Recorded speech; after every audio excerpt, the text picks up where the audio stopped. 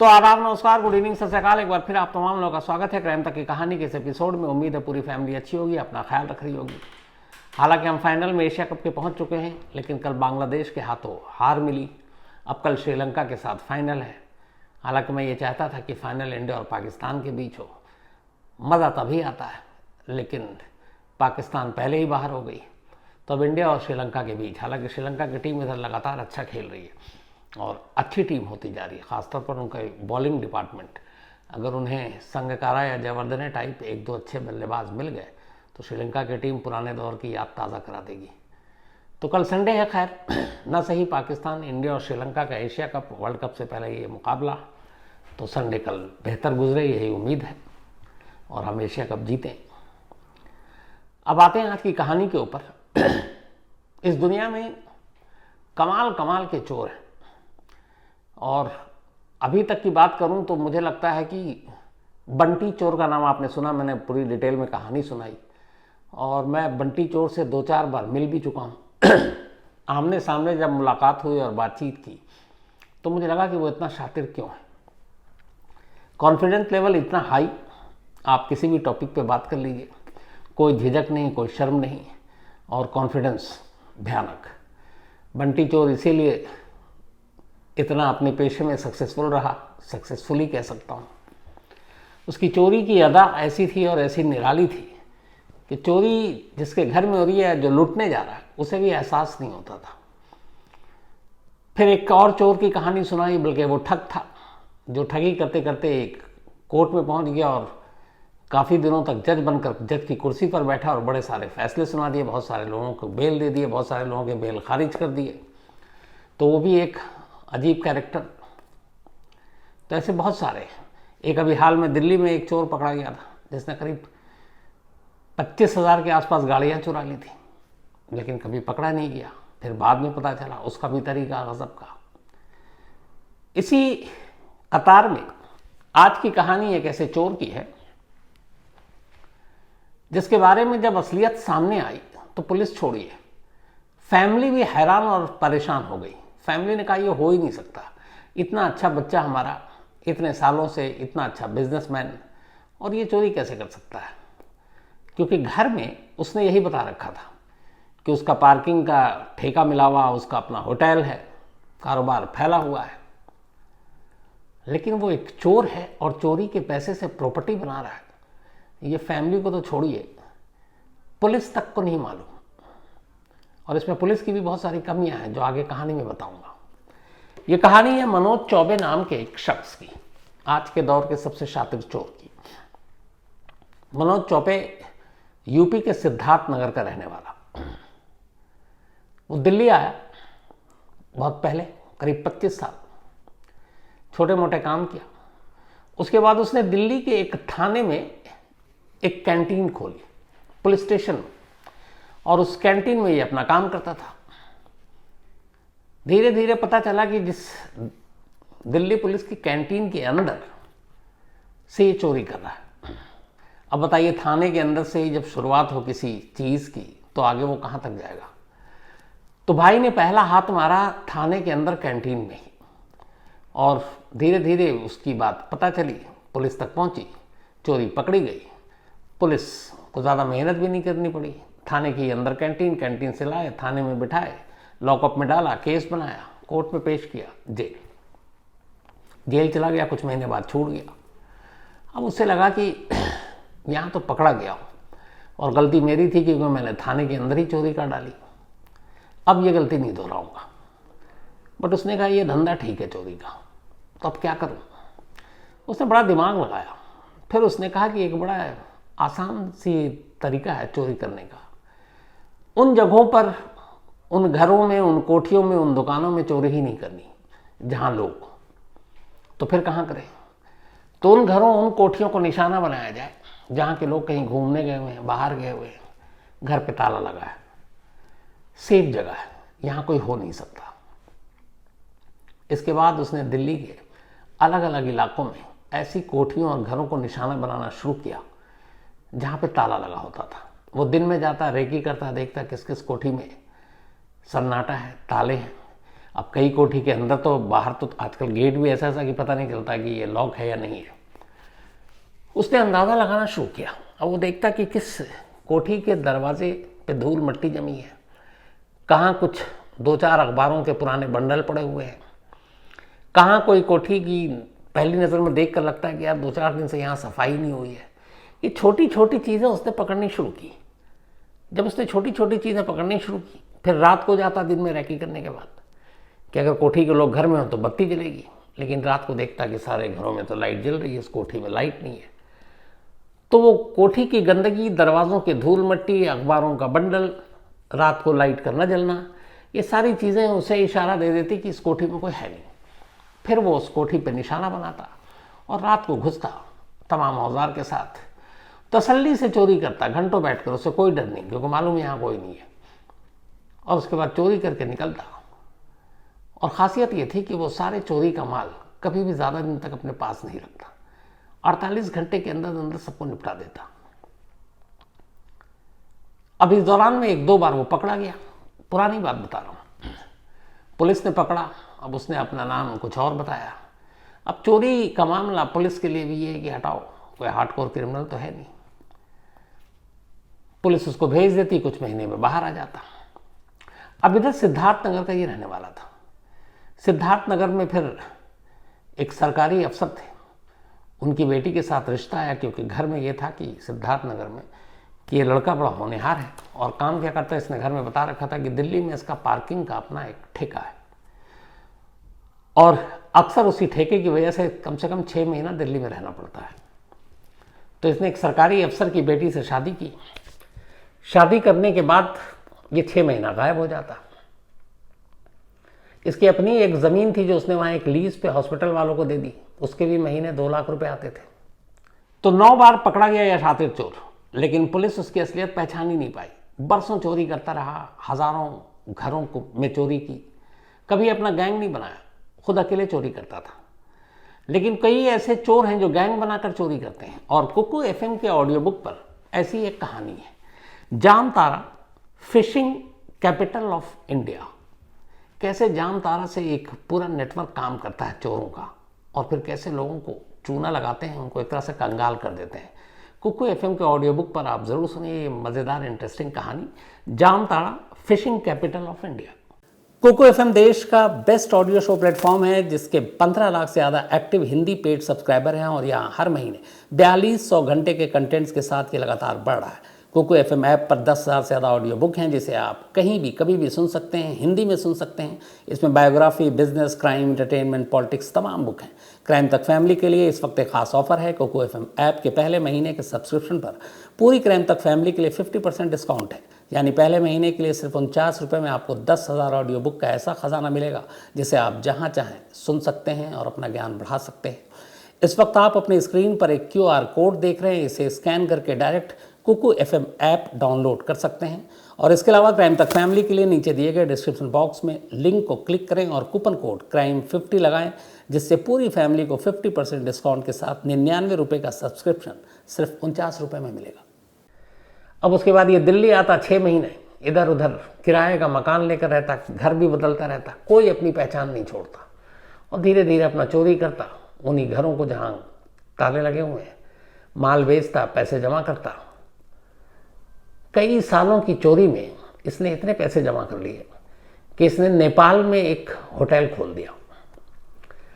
सिद्धार्थनगर में जहाँ इसने अपने सरकारी अफसर की बेटी से शादी की थी उसके लिए सिद्धार्थनगर में एक गेस्ट हाउस खोल दिया। अब घर वालों को यही पता कि बेटा बिजनेस कर रहा है, एक तो पार्किंग का ठेकेदार है, नेपाल में काठमांडू में होटल है, सब बढ़िया। तो उसकी असली ज़िंदगी के बारे में कोई नहीं जानता था। अब ये इधर चोरी करते करते नेपाल काठमांडू में भी होटल खोलने के बाद एक नेपाली लड़की से इसकी दोस्ती हो गई। अब इसने उसको भी अपने बारे में झूठ बताया, बिजनेसमैन है, बाकी सारी चीज़ें, उससे शादी कर ली। शादी करने के बाद चूंकि उसका सेंटर जो था दिल्ली में चोरी करना, तो काठमांडू से अपनी इस दूसरी बीवी को वो दिल्ली ले आया। दिल्ली में उसने किराए का फ्लैट लिया और उसमें अब वहाँ रहने लगा। इत्तेफाक से उसकी उस नेपाल की बीवी का एक भाई वो भी आकर साथ रहने लगा, यहाँ कुछ नौकरी करता था। बट दोनों बीवियों को असलियत नहीं मालूम। उनको यही है कि ये बिजनेसमैन है, होटल है, पार्किंग का ठेकेदार है, लीज पे ज़मीन दिया हुआ, वहाँ से किराया आता है, ये सारी चीज़ें करता रहा। एक बार एक कोठी में साउथ दिल्ली की ये चोरी करने के लिए गया। जब ऐसी एक सुनसान कोठी थी, अंदर घुसा तो वहाँ जाने के बाद किसी चीज़ से जब ये दरवाज़ा सारी चीज़ें तोड़ रहा था तो इसे चोट लग गई, और चोट ऐसी लगी कि बहुत सारा खून बहने लगा। खून देखकर ये घबरा गया। उसके बाद ये बेहोश हो गया। अगले 1 घंटे तक उस कोठी में ये बेहोश फर्श पर पड़ा रहा। 1 घंटे बाद इसको होश आया। ये घबराया कि अरे मैं तो 1 घंटे से बेहोश हूँ। खून वून साफ किया अपना, उसका जितना चोरी का माल था लेकर वहाँ से निकल गया। सोचिए, 1 घंटा बेहोश भी रहा और चोरी भी कर ली। अब क्या हुआ कि उस कोठी के लोग, उसकी बदनसीबी चोर की ये कि नेक्स्ट डे पहुंच गए। जब वो नेक्स्ट डे पहुंचे तो उन्होंने देखा कि कोठी साफ, सारी कीमती चीज़ें गायब। रसूख असरदार लोग थे, रसूख वाले। उन्होंने फ़ौरन पुलिस में कंप्लेंट की। अब पुलिस में कंप्लेंट गई, पता चला भाई कोठी का मालिक अच्छा खासा उसकी ऊंची पहुंच है। तो अब दिल्ली पुलिस ने जांच शुरू की तो दिखा कि सीसीटीवी के एक कैमरे में एक शख्स जा रहा है और उसके हाथ में बहुत सारा सामान है। इत्तेफाक से क्लोजअप में उसका चेहरा भी दिख गया। अब पुलिस को चेहरा तो मिल गया, लेकिन उससे आगे कोई डिटेल नहीं। तफ्तीश जारी थी। इसी दौरान में कुछ दिनों के बाद पुलिस ने इस केस की तफ्तीश करी थी। एक स्कूटी दिखाई दी, उस स्कूटी पे एक शख्स जा रहा था। अब जब उसको भी जूम करके देखा गया तो वही टीम इसको देख रही थी। उसने कहा कि ये स्कूटी पे बैठा हुआ जो शख्स है, ये वही है जो उस रात चोरी के बाद सीसीटीवी कैमरे में बंद हुआ था। अब उस चेहरे का तो कोई अता पता था नहीं, लेकिन स्कूटी का नंबर था।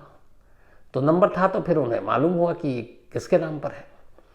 तो जब रजिस्ट्रेशन नंबर निकाला गया उस स्कूटी का तो पता चला कि ये एक मनोज थापा नाम के शख्स के नाम पर रजिस्टर्ड है। अब रजिस्ट्रेशन नंबर के थ्रू एड्रेस भी मिल गया। पुलिस उस घर पर पहुंची, पूछा ये मनोज थापा कौन। मनोज थापा आया।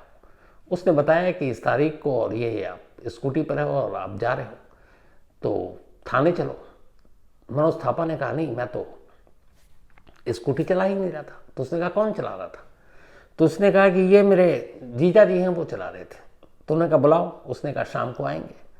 अब शाम को ये साहब पहुंच गए। जब ये शाम को आए तो पुलिस ने पकड़ लिया। अब मिलाया उस कोठी के बाहर जो कैमरे में कैद हुआ था और स्कूटी पर बैठा हुआ शख्स एक था। तो इसका मतलब है कि चोरी करने वाला चोर अब पुलिस के कब्जे में था। अब पुलिस ने उससे अच्छे से पूछताछ की। फिर उसने बताया चोरी का माल कहाँ भेजा है। ये सारी चीज़ें चलती रही। अब उस पूछताछ के दौरान जब उसका डिटेल निकाला गया तो उसने अपना नाम गलत बताया। इधर उसके साले से, बीवी से भी अब पूछताछ हुई, क्योंकि चोर की पूरी फैमिली थी कि ये लोग तो शामिल नहीं है। तो उनके सामने उन्होंने अपना नाम अलग बताया पति का, और उसने अपने जीजा का। अब पुलिस कंफ्यूज कि घर वालों को ही नाम नहीं मालूम। अब जब और डिटेल खंगाला गया, दिल्ली में हुई चोरी और ऐसे कितने चोर पकड़े गए पिछले कुछ वर्षों में, अलग अलग सब रिकॉर्ड होता है। तो कई थानों में इस भाई का चेहरा रजिस्टर में मौजूद था, लेकिन हर फोटो के साथ नाम अलग थे। 9 बार फिर पता चला कि ये पकड़ा चुका है, और कुछ महीनों में बाहर, लेकिन 9 के 9 बार अलग अलग नामों से ये पकड़ा है और अलग अलग नामों से जेल गया। अब ये पहली बार जब पकड़ा है तो इसका नाम कुछ और। पुलिस बहुत कंफ्यूज कि ये मामला क्या है। एक ही शख्स 9 बार 9 अलग अलग नाम से जेल के अंदर गया है। अब पुलिस ने फिर उसके बारे में और कुछ पता नहीं, सिर्फ ये बीवी और एक वो मिला। तब पुलिस ने फिर कहा कि इसकी फैमिली और इसकी अब सच्चाई पता करो। इसके बाद उसको बिठाकर जो मनोज चोर पूछताछ की गई। तब उसने बताया कि मैं यूपी के सिद्धार्थ नगर का रहने वाला हूँ और मैंने अब तक हज़ारों चोरियाँ की। 25 साल से मैं यही काम कर रहा हूँ। पहली चोरी मैंने थाने के अंदर ही की थी, पकड़ा गया, जेल गया। उसके बाद फिर मैंने कई चोरियाँ की, पकड़ा गया, लेकिन मैंने हर बार अपना नाम अलग बताया। मेरी कोई आईडी प्रूफ थी नहीं। मैंने बताया कि मेरे पास कुछ नहीं है, ना आधार है ना कुछ है। तो ये अलग अलग नामों से पकड़ता रहा, अलग अलग नामों से इसकी रिपोर्ट बनती रही और ये छूटता रहा। सिर्फ तस्वीर हर जगह एक थी, नाम अलग थे। तो पुलिस भी कोई बहुत बार पकड़ाए, 8-10 बार, तो हर थाने में एक तरह से फिर उसका खास उस पर ख्याल रखा जाता है। लेकिन यहाँ तो इस बंदे का ये था कि पता ही नहीं कि कितनी बार इसने चोरी की है। तो फिर अब उसने जब नाम बदल बदल कर ये सारी चीज़ें बताई तो पुलिस की टीम पहुंची सिद्धार्थनगर, इसके घर। अब जब सिद्धार्थनगर गई तो उन्होंने बताया, भैया ये आप मनोज? बोला हाँ। बोला हमने इसे पकड़ा है चोरी के मामले में। घर वाले कह रहे हैं आपको गलतफहमी हो गई है, उसके पास इतने पैसे हैं, वो चोरी क्यों करेगा? अब वहाँ तक पुलिस को मालूम नहीं थी। अब घर वालों ने बताया कि ये देखिए, काठमांडू में उसका होटल है, यहाँ सिद्धार्थनगर में गेस्ट हाउस है, एक ज़मीन पे हॉस्पिटल चल रहा है, वो लीज पर दिया हुआ, उस पर 2 लाख रुपए महीना किराया आता है। अब पुलिस भी उलझन में कि कुछ गड़बड़ है। लेकिन फिर पुलिस ने बताया कि हमने पकड़ा जिस स्कूटी पे इनके साले साहब का और इनकी बीवी। अब सिद्धार्थनगर वाले परिवार परेशान करे, क्या बात करें, बीवी तो यहाँ है। अब वो जो सरकारी अफसर जिनसे शादी की थी इसने 20 साल पहले, वो मैडम सामने खड़ी है और वो कह रही कि मैं इनकी पत्नी। अब दिल्ली पुलिस फिर परेशान, क्या जो दिल्ली में जिसको हम लोग ढूंढ कर आए हैं वो बता रही है बीवी है, वो साला से भी मिला हूँ, यहाँ पे भी बीवी है। अब फिर उससे पूछताछ हुई वहीं बिठाकर, तब उसने फिर पूरी कहानी उगल दी। उसने कहा कि मैं 25 साल से सिर्फ चोरी ही कर रहा हूँ और इतनी चोरियाँ की हैं कि मुझे गिनती भी याद नहीं है। हाँ, कई बार गलती से पकड़ा गया, लेकिन अलग नाम होने की वजह से फिर छूट गया, क्योंकि सबको लगा पहली चोरी है, पहला क्राइम है, तो अदालत ने भी रहम दिखाई। उसने कहा जब चोरी करता तो मैं सिर्फ बड़ी बड़ी कोठियों में करता, जो भी चीज़ मिलती नगद होती है वो, उन सब को मैं सेविंग में लगाता और प्रॉपर्टी खरीदता या बिजनेस में। उसी पैसे से नेपाल में होटल खरीदा, उसी पैसे से गेस्ट हाउस बनाया अपनी पहली बीवी के लिए, दिल्ली में फ्लैट लिया अपनी दूसरी बीवी के लिए, लेकिन रहता किराए पर है ताकि कब कहाँ से भागना पड़े उसे मालूम नहीं। न पहली बीवी को उसकी दूसरी शादी के बारे में पता नहीं, न दूसरी बीवी को उसकी पहली शादी के बारे में, कोई कुछ नहीं जानता। सब यही जानता कि ये मनोज नाम का बंदा एक बिजनेसमैन है, अमीर शख्स है और नहायत शरीफ है। लेकिन अब पुलिस ने पूरी कहानी उगल दी। अब घर वाले उधर सिद्धार्थनगर में हैरान परेशान, इधर दिल्ली में जिस नेपाली लड़की से उसने शादी की वो और उसके भाई हैरान परेशान। इस चोरी के चक्कर में 2 शादी का भी राज खुल गया। तो पूरा परिवार अब परेशान, और पुलिस जो है अब ये पता कर रही है कि ये भाई ने जो बताया है इसने और भी कितने बड़े हाथ मारे, या दिल्ली में अब तक जो हज़ारों चोरियां हुई उनमें कितने से में इसका हाथ है, इससे ज़्यादा है। तो वो सारी चोरियों की लिस्ट निकाली जा रही है, खंगाली जा रही है, और इसके और भी थानों में रिकॉर्ड खंगाले जा रहे हैं कि किसी और नाम से तो नहीं पकड़ाया। अभी तक 9 थानों से तो आ चुका है कि ये 9 अलग अलग नाम से गिरफ्तार हुआ है। बाकी भी हो सकता है क्योंकि लंबा वक्त है, करीब 25 साल से इसने बताया कि सिर्फ चोरी ही कर रहा है। बिल्कुल 9 उम्र कम उम्र में यहाँ आया था। तो फिलहाल ये दिल्ली पुलिस का मेहमान है, पुलिस इससे पूछताछ कर रही है, और दिल्ली में उन कोठियों या घरों में होने वाली चोरी जिनमें ताले पड़े थे, घर के लोग बाहर थे, ऐसी चोरियों की पूरी लिस्ट खंगाली जा रही है, निकाली जा रही है, और उसके बाद आगे की तफ्तीश हो रही है। ये तो कहानी का एक पहलू है, लेकिन सच्चाई आने के बाद अब 2 घरों में तूफान मच गया, एक सिद्धार्थनगर में और एक दिल्ली में। जो नेपाल से लड़की आई जिससे इसने शादी की दूसरी, अब वो भी इसके पीछे पड़ी है। उधर जो पहली बीवी और उनका अपना मायका है वो भी इसके पीछे पड़ा है कि पुलिस छोड़े तो हम निपटे। तब भाई पहली बार आया है नीचे कानून के भी और रिश्तों के भी। तो एक तरफ अभी मालूम नहीं कितनी सज़ा होगी, लेकिन सज़ा जैसे ही पूरी होगी, अभी वो लोग बेबस हैं क्योंकि पुलिस के शिकंजे में है, तो फिर परिवार भी निपटने की तैयारी कर रहा है। तो देखिए इन चोर साहब का आगे क्या होता है। लेकिन जिस तरीके से इसने इतनी चोरियां की, इतने नाम बदल बदल कर पूरी दिल्ली पुलिस को एक तरह से इसने बेवकूफ़ बना दिया, वो इसके काम करने के तरीके को लेकर खुद पुलिस अब हो सकता है कि इस पर स्टडी भी करे, ताकि आने वाले फ्यूचर में ऐसे कोई चोर और इस तरीके की जो उसकी मोडस ऑपरेंडी है उसको पकड़ा जा सके, बारीकी से समझा जा सके, ताकि बाकी की चोरियों को जो है वो रोका जा सके। तो आज इस शातिर चोर की कहानी में इतना ही। लेकिन कहानी खत्म करूं उससे पहले आज ज्योतिता दत्ता नाम ही गलत बोल रहा हूँ, ज्योतिता दत्ता, इनका जन्मदिन है, अगरतला से हैं ये। और मृण्मयी ने भेजा है, ये उनकी मम्मी है मृण्मयी की। साथ ही मधुसूदन पांडे, इनका भी आज जन्मदिन है, तो हैप्पी बर्थडे मधुसूदन जी। मनीष गौतम, इनका भी आज बर्थडे है, तो हैप्पी बर्थडे मनीष जी। और ये नीता गौतम जी ने भेजा है, नीता गौतम जी के पति हैं मनीष। सुनील गांधी का भी जन्मदिन है, तो हैप्पी बर्थडे सुनील जी। और ये ताराचंद ने भेजा है। लक्ष्मण महतो, इनका भी आज जन्मदिन है, तो हैप्पी बर्थडे लक्ष्मण जी, और ये धनबाद से हैं। साथ ही राहुल सहारन, कल इनका बर्थडे था, तो बिलेटेड हैप्पी बर्थडे राहुल। इसके अलावा अंजू शुक्ला जी, इनका भी आज बर्थडे है, तो हैप्पी बर्थडे अंजू शुक्ला जी, बल्कि कल था। और इनके जो बेटे हैं राघवेंद्र शुक्ला, इनका भी बर्थडे एक ही साथ था, यानी 15 को इन दोनों माँ बेटे का जन्मदिन था, तो आप दोनों को बहुत बहुत बधाई। इसके अलावा माया बिश्नोई, इनका भी जन्मदिन, तो हैप्पी बर्थडे माया। और ये श्रीनिवास जी की बेटियां हैं, इनका भी 15 को था। कल बहुत सारे लोगों ने कल की कहानी के ऊपर, वो जो FBI के ऑफिस में 44 साल बाद पहुंच गया, सभी ने बताया कि क्यों पहुंचा। हालांकि मैं भी यही सोच रहा था कि अब उसकी उम्र करीब 68 साल हो गई, आगे पीछे कोई है नहीं। अमेरिका की जेलों में बुजुर्गों की खासतौर पर ठीक ठाक ख्याल रखा जाता है, वहाँ के जेल भी ठीक ठाक है, AC वैसी भी होता है, खाना पीना भी अच्छा मिलता है।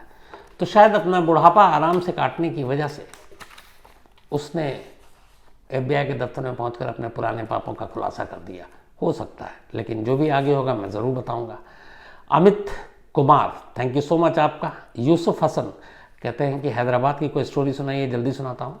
Javed Khan, thank you so much. Amit Kumar Hardoi से हैं। इसके अलावा राजा श्री बेंगलोर से, थैंक यू सो मच। और इन्होंने कहानी की फरमाइश की है, तो वो भी मैं जल्दी सुनाऊंगा आपको। तो कहानी में इतना ही, लेकिन एक बार फिर आपको याद दिला दूं कि कुकू FM ऐप पर क्राइम तक फैमिली मेंबर्स के लिए खास ऑफर है। क्राइम 50 कूपन है, डिस्क्रिप्शन में लिंक है, यहाँ आप जाएं और 99 रुपीज़ का सब्सक्रिप्शन 49 रुपीज़ में पहले मंथ के लिए पाएं और कुकू FM के मज़े लें। कल एशिया कप इंडिया और श्रीलंका के फाइनल मुकाबले के बाद जब इंडिया जीत लेगी, तो परसों यानी मंडे को एक बार फिर आपके सामने हाजिर होऊंगा किसी नई कहानी के साथ। तो तब तक अपना ख्याल रखिएगा, अपनों का ख्याल रखिएगा। Thank you very much.